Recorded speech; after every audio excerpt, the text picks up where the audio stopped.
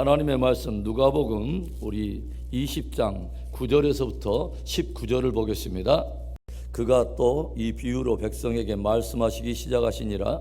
한 사람이 포도원을 만들어 농부들에게 세로 주고 타국에 가서 오래 있다가 때가 이름에 포도원 소출 얼마를 바치게 하려고 한 종을 농부들에게 보내니 농부들이 종을 몹시 때리고 거저 보내었거늘 다시 다른 종을 보내니 그도 몹시 때리고 능욕하고 거저 보내었거늘 다시 세 번째 종을 보내니 이 종도 상하게 하고 내쫓은지라. 포도원 주인이 이르되 어찌할까? 내 사랑하는 아들을 보내리니 그들이 혹 그는 존대하리라 하였더니 농부들이 그를 보고 서로 의논하여 이르되 이는 상속자니 죽이고 그 유산을 우리의 것으로 만들자 하고 포도원 밖에 내쫓아 죽였느니라. 그런즉 포도원 주인이 이 사람들을 어떻게 하겠느냐? 와서 그 농부들을 진멸하고 포도원을 다른 사람들에게 주리라 하시니 사람들이 듣고 이르되 그렇게 되지 말아지이다 하거늘 그들을 보시며 이르시되 그러면 기록된 바 건축자들의 버린 돌이 모퉁이의 머릿돌이 되었느니라 하며 어찌미냐? 무릇 이 돌 위에 떨어지는 자는 깨어지겠고 이 돌이 사람 위에 떨어지면 그를 가루로 만들어 흩으리라 하시니라. 서기관들과 대제사장들이 예수의 이 비유는 자기들을 가리켜 말씀하신 줄을 알고 즉시 잡고자 하되 백성을 두려워하더라. 아멘. 이스라엘 백성들에게 구약의 선지자들을 통해서 종종 전해진 말씀 중에 하나가 바로 포도원에 관한 이야기입니다.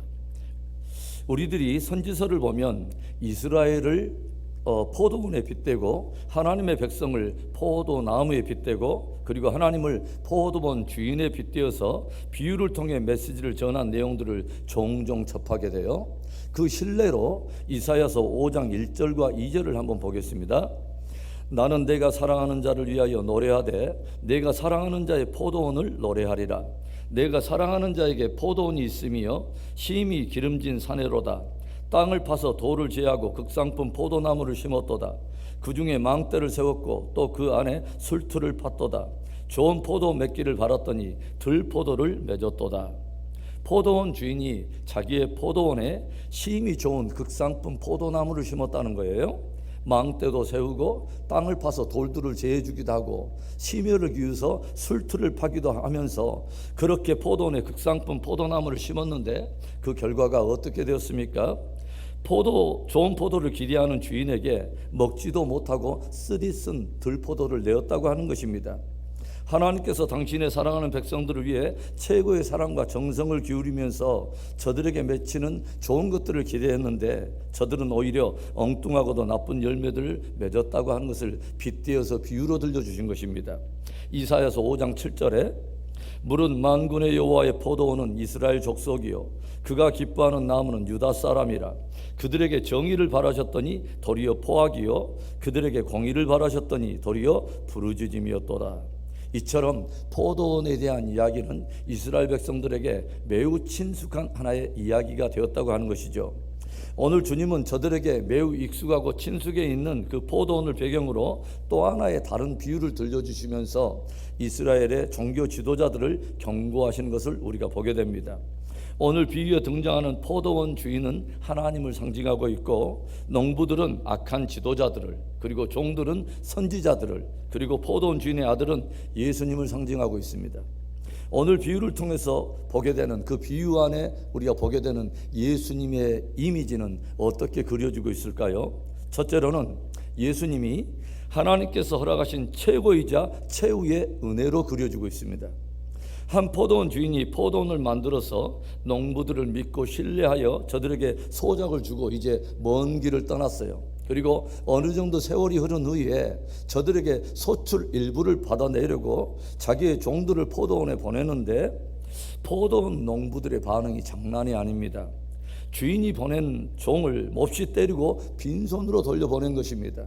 그러자 주인은 뭔가 심상치 않은 분위기가 농부들 사이에서 일어나고 있다고 하는 것을 감지하면서 다른 종들을 몇 더 보내어 보는데 농부들이 그 종들을 일부는 심히 때리고 능욕하여서 돌려보내고 또 일부는 심히 상하게 하여서 내쫓아버린 것입니다. 그러자 포도원 이 주인이 무엇을 결정한가요? 13절에 포도원 주인이 이르되 어찌할까? 내 사랑하는 아들을 보내리니 그들이 혹 그는 존대하리라 하였더니, 다른 종들에게는 그렇게 함부로 했지만 자기의 하나밖에 없는 아들을 보냈을 때는 적어도 그 농부들이 그 내 아들만큼은 존대하리라 기대하고 그 아들을 보냈다고 하는 것이죠. 그러니까 그 아들은 포도원 주인이 그 농부들을 향해서 보내는 최고의 은혜이면서 마지막 최후의 은혜였다고 하는 것입니다. 그리고 포도원 주인은 그 아들을 마지막으로 그 농부들에 대한 더 이상의 은혜와 자비를 이제는 다 거두고 마침내 끝까지 강팍한 저들을 진멸해버리고 심판해버리는 것을 우리가 보게 됩니다. 하나님께서는 인생들을 구원하기 위해 이 땅에 수많은 그분의 종된 선지자들을 보내면서 회개를 촉구하고 돌이킬 것을 경고하셨고, 마지막에는 하나밖에 없는 아들을 보내어 그를 통하여 마지막 은혜의 기회를 주셨다고 하는 것이죠. 히브리서 1장 1절과 2절에는 이런 말씀이 기록되어 있어요. 옛적의 선지자들을 통하여 여러 부분과 여러 모양으로 우리 조상들에게 말씀하신 하나님이 이 모든 날 마지막에는 아들을 통하여 우리에게 말씀하셨으니 이 아들을 만유의 상속자로 세우시고 또 그로 말미암아 모든 세계를 지으셨느니라. 포도원 주인이 마지막 최고의 은혜를 베풀고 또 최후의 은혜를 베풀어 아들을 보낸 것처럼 모든 인생이 구원을 얻도록 하나님께서 베푸신 최고의 은혜요, 최후의 은혜가 바로 예수 그리스도이십니다. 진실로 하나님의 최고의 은혜요, 최후의 은혜이신 예수님을 믿고 영접함으로 참된 구원, 참된 영생을 얻는 복된 저와 여러분이 되기를 주의 이름으로 축원합니다. 오늘 비유를 통해서 보게 되는 또 하나의 예수님의 이미지는 죽임을 당하신 하나님의 아들로 그려지고 있다고 하는 거죠. 포도원 소출 일부를 받으려고 종들을 보냈지만 농부들에 의해서 능욕을 당하고 매를 맞고 상하여 돌아온 종들을 보면서 포도원 주인은 이 아들만큼은 농부들이 존대해 주리라 하고 생각하면서 아들을 보냈어요. 그러자 그 농부들이 그 아들에 대해서 어떤 반응을 보입니까? 14절과 15절의 말씀, 농부들이 그를 보고 서로 의논하여 이르되 이는 상속자니 죽이고 그 유산을 우리의 것으로 만들자 하고 포도원 밖에 내쫓아 죽였느니라. 그런즉 포도원 주인이 이 사람들을 어떻게 하겠느냐. 그 농부들은 포도원 주인의 아들을 보면서 이는 주인의 상속자니 우리들이 그를 죽여버리고 그 유산을 우리들이 차지하자. 악한 마음을 품고서 저들은 일심으로 그 주인의 아들을 포도원 밖으로 내쫓아서 거기에서 죽여버렸습니다. 여러분, 얼핏 보면 이 비유는 굉장히 극단적인 설정입니다. 사실 오늘의 그 비유의 말씀처럼 이스라엘 가운데 실제 포도원 주인이 보낸 종들을 때리고 박해하는 그 농부들은 실제로는 없습니다. 그리고 더욱이 주인의 사랑하는 아들이 왔는데 그 아들까지 죽이면서 포도원을 독차지하는 그런 악한 일은 이스라엘 가운데 실제 일어나지 않는 일입니다. 주님은 이 비유를 굳이 설정해서 무엇을 들려주고자 하냐면 유대인들이 도저히 상상할 수 없는 만행을 지금까지 저질러 왔고 지금도 그 만행을 저지르려고 한다고 하는 것을 경고하신 것입니다. 이 비유를 통해서 주님이 경종하여 들려주신 것은 뭐냐면 저들이 지금 심히 증오하면서 죽이려는 사람이 바로 하나님께서 보내신 하나님의 아들임을 암시하여 들려주고 있다고 하는 것이죠. 주님께서 예루살렘에 오시면서 제자들에게 했던 말이 뭐예요? 인자가 사람들의 손에 넘겨져서 능욕을 당하고 채찍질을 당하고 침뱉음을 당하고 결국 죽임을 당할 것을 주님께서 제자들에게 들려주셨죠. 주님은 이 비유를 통해서 하나님의 아들이신 당신이 이 땅에서 능욕을 당하고 죽임당할 것을 말씀하시고 결국은 그 죽임을 통해서 부활의 영광을 취할 것을 주님이 말씀하신 것입니다. 우리는 농부들의 강팍함과 완악함과는 대조적으로 그들을 향한 이 포도원 주인의 인내와 풍성한 인자함, 그리고 아버지의 보내심을 받고 기꺼이 죽음에 당신을 내어드린 아들의 아름다운 순종을 우리가 보게 되죠. 여러분, 예수님의 하나님의 아들됨의 최고의 표적은 대단한 기적과 표적에 있는 것이 아니라 십자가의 순종에 있는 것입니다. 하나님의 자녀된 저와 여러분의 삶과 신앙에도 자녀됨의 최고의 증거인 아름다운 순종의 모습이 있기를 주의 이름으로 축원합니다. 오늘 비유를 통해서 보게 되는 예수님의 마지막 세 번째 이미지는 건축자들에게 버림을 받은 모퉁이의 돌로 그려지고 있다고 하는 거죠.